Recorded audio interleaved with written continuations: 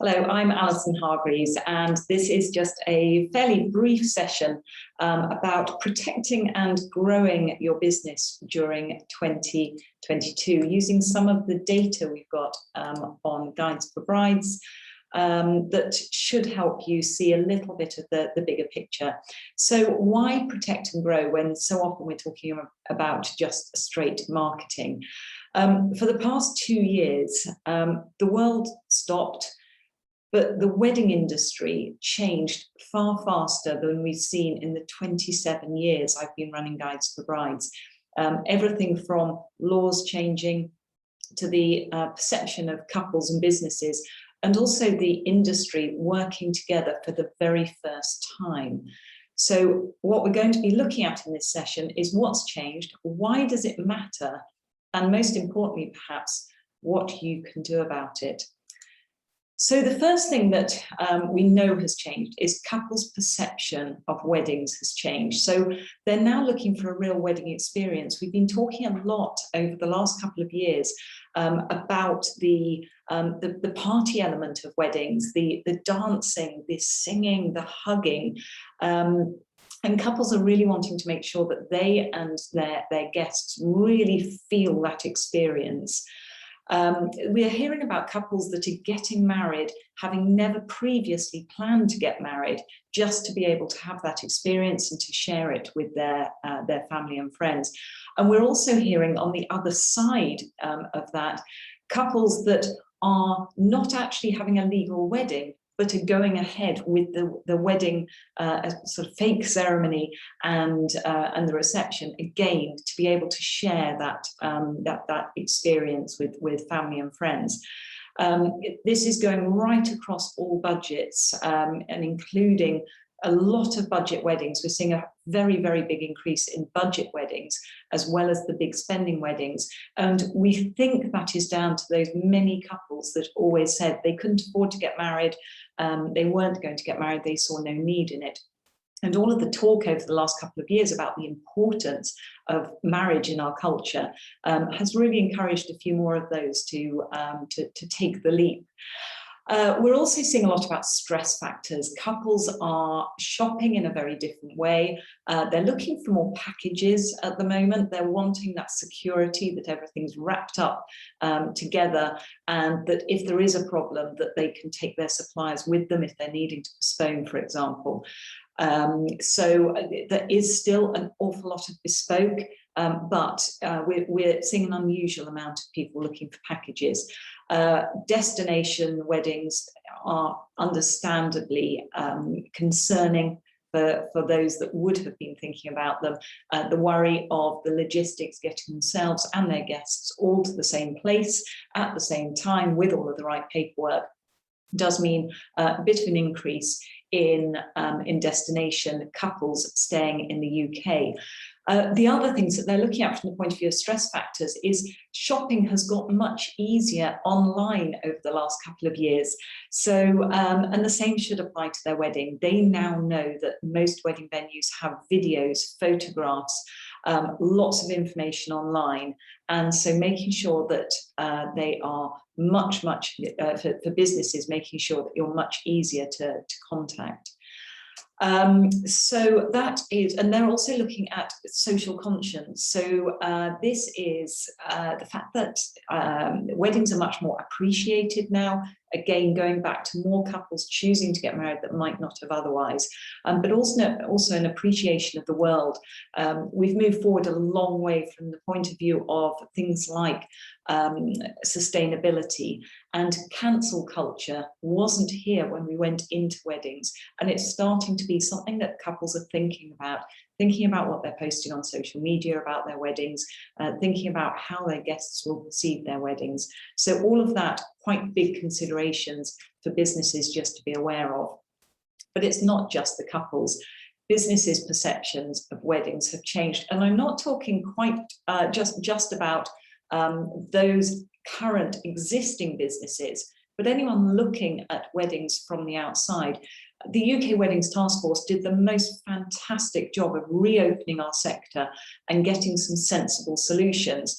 But in order to do that, they needed to change the dialogue that MPs were talking about weddings and the wedding sector being unviable to demonstrate what the sector was worth. So they worked very hard in pulling together all the possible factors that might go into a wedding to come up with the figure of £14.7 billion per year being spent in the UK on weddings. They also had very much a dialogue that wedding business was not cancelled, it was deferred. It was all being pushed forward into the next year. So looking at this from the outside, you've got 2 years worth of business in 2022 and in 2023 of £14.7 billion per year. That's £29.4 billion worth of business potentially, if you were looking at it from the outside. I promised data and insights, and one of the insights that's quite important to share with businesses, but not necessarily those setting budgets, is that in order to come up to that 14.7 billion, which is a genuine figure, literally everything involved in the wedding industry was included. Everything from cost of marketing wedding venues, the cost of hats for guests, and the cost of honeymoon, the engagement ring, the money spent on gifts, the money spent on hotel rooms, the money spent on travel to get to the wedding. This isn't immediate spend going on the actual wedding day itself. It's the part that is connected to the wedding industry. But obviously from the outside, a lot of businesses have been looking at that, and investors are looking at that and going, wow, this is a sector worth putting money into. Could we and should we be growing a business in this section? So while you are really busy in 2022 dealing with issues with staff, suppliers, supplies, Brexit, there are other businesses evaluating the opportunities in weddings, and we're already seeing that in the wedding venue and celebrant sectors, and we'll see that in other areas as well. It's worth noting that during COVID, although we were all surrounded by other wedding businesses and therefore seeing the stories of businesses that were really struggling throughout COVID, the majority of businesses grew during COVID rather than shrank. We are filtering that information and just seeing those around us. So there has been a lot of business growth and people looking for more opportunities. So why does this matter right now? So it's helpful to look at Porter's 5 Forces. You might be familiar with this business model. This will be the model that those looking at our industry from outside will be looking at. So they'll be looking at the bargaining power of suppliers. So these are the suppliers to the industry. So those that are supplying catering, staffing, raw materials, and so on. And the suppliers are in a strong position at the moment. It's not great from the point of view of running a wedding business, trying to get enough staff, trying to get enough suppliers in.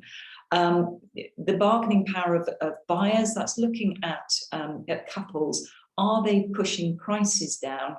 We know we've made weekday weddings more popular. Can we maintain those prices? It's really important that we can. And those getting married at short notice or smaller weddings, it's not that they can't afford that bigger wedding or can't afford a Saturday. They may well be doing it out of choice. So don't let that bargaining power of buyers push your business, put pressure on your business. The other pressures going on to businesses is the threat of new entrants.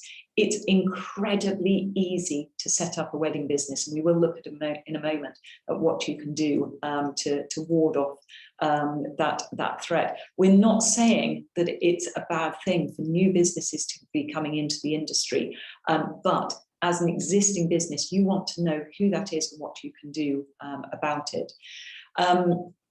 There's also the threat of substitutes. There's lots of other people doing exactly what you're doing. The wedding industry is quite saturated. So what this all leads to, the pressure coming in from all 4 sides, leads to industry rivalry. So an increased rivalry between businesses and more of a fight to get your piece of those weddings taking place. I had promised solutions and to let you know what you can do about it. So we know we've got that rivalry. Let's have a look at what we can do. So looking first of all at couples' perception of weddings changing, which is perhaps the most important thing to address. So first of all, use inside information to stay ahead. Membership of any wedding related organization or from platforms like Guides for Brides. We keep all of our advertisers informed with anything that's changing within the industry, and we make it our job to stay a step ahead. NAWP do exactly the same for their members. They speak to others within the industry. The task force is a great resource for finding out if there's changes in the law. So speak to anyone there. Nina Beer, who is on the task force, is also a really good resource if you're wanting information from couples. She speaks to a huge number of brides and grooms in various Facebook support groups to find out what's going on and what the problems are. So if you need that information, you know where to go to. New entrants into the market don't know where to go, who to speak to. Use that knowledge. It is power. It keeps you ahead of others in the sector. It ensures that people trust you. You know what you're talking about. Your couples will trust you. And perhaps most importantly, it ensures you can avoid any costly mistakes. It's hard when you're busy, but it really is important to make time to keep learning about what you're doing. And remember, things like the changes in the Law Commission will be coming up. Those are going to keep coming at a pace. There's no longer quite so many support groups now that we're out the other side of COVID, but keep an eye on updates on that. Look at ways that you can adapt your business, whether you're a celebrant, a DJ, furniture hire companies, catering companies. The industry is going to change a lot for those sectors within the wedding industry. As styles of weddings change with those law changes and the shift towards outdoor weddings. So don't be like Kodak. Make sure that you adapt your business model rather than carry on doing something just because that's the way you've always done it. Look for those opportunities. Remember, any opportunity that you spot and that others don't makes you a threat to them. Make sure that you are you're using the advantage of social proof. So that's a huge lever. So that's making sure you've got reviews online. If you've been doing a lot of weddings, again, this is something new competitors coming into the market can't compete on. Your Google ranking, if you've got good SEO ranking, that's going to really help. If you've got lots of followers on social media and a big network within the industry, it's really hard for new businesses to start that from scratch. And again, if you've got awards, if you've won any awards during the over the last year, over the last few years, make sure you put those badges on your website. It's proof that you've been around for a while. So don't be complacent. Now is not the time to be complacent just because you're starting to book weddings for 2022, 2023 and into 2024. Remember, your competitors are now starting, the new competitors are starting to look at 24 and 25. In the UK, marketing spends are extraordinarily low in the wedding sector. We don't quite know why. I'd love to find out and help change that. Generally, across any other industry, and indeed in the wedding industry in other countries, marketing spend is about 10% of turnover. In the UK, it's 0.004%. It's a tiny, tiny fraction of what it should be. New competitors to the market will be putting that 10% in, and that's why you tend to see them appearing very suddenly. If you can afford to do marketing in-house, it's around 22 to 28,000 for a good marketing executive. They will be able to make sure that your Google presence is exactly as it should be, that you're putting real weddings out there and sharing them with publications like Guides for Brides, that you're on all of the directories. I'll come to that shortly, the importance of that. If you find that whoever is doing your marketing is spending most of their time working on social media, just consider the cost of that. It is important to have a social media presence, but generally the time that most businesses spend on that, if they were to spend that on conventional marketing, through the directory platforms, through blogs and so on, they would get a far, far better return on that money. It costs a lot in time to be doing a lot of social media. We've got a marketing agency now, Big Day Agency, and do get in touch if you want to know more about that. That's doing the social media and marketing on behalf of businesses that don't have the funds to spend the 22 to 28,000 on somebody in-house, but want to make sure what they're doing is effective. The other elements from the point of view of trust across all of your marketing, just make sure you're being absolutely consistent across the platforms, all of your policies, your branding, all of the wording on any platform, just make sure that's consistent. And make sure that your communication is really fast and clear. So we'll look a little bit more on that from the point of view of communication, the peaks that we're looking at. So this is real data from earlier on this year, looking at the traffic in January. So traditionally, we know Sundays are always popular on platforms, and these are the Sunday peaks we're looking at. And in the past, Sundays have been the really important time to be there and ready to respond to inquiries.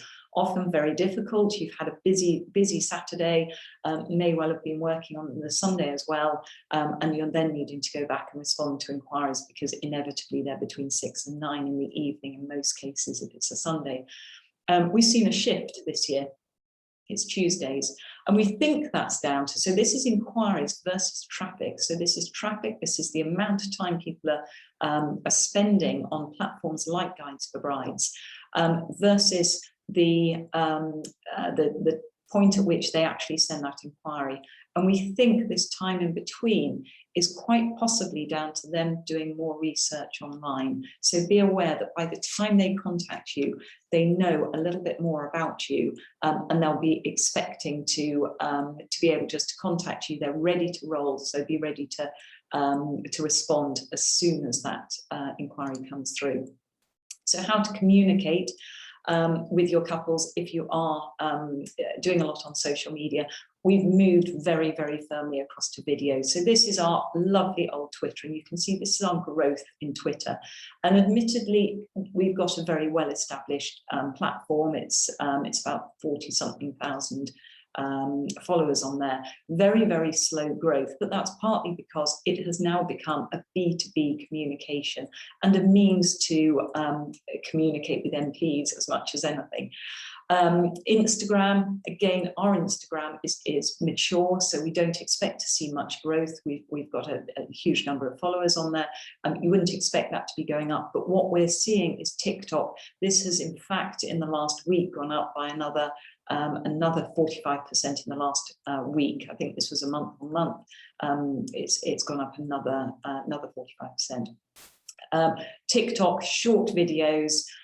It's quite difficult to convert them to customers, but that will come. It's a matter of engaging, getting your brand out there. People will be starting to expect to find you on TikTok. If you're not there already, it's worth getting on there. And if you've got good content that you'd like us to share, please do get in touch. I said I'd come back to directories, and this is quite a useful slide to look at.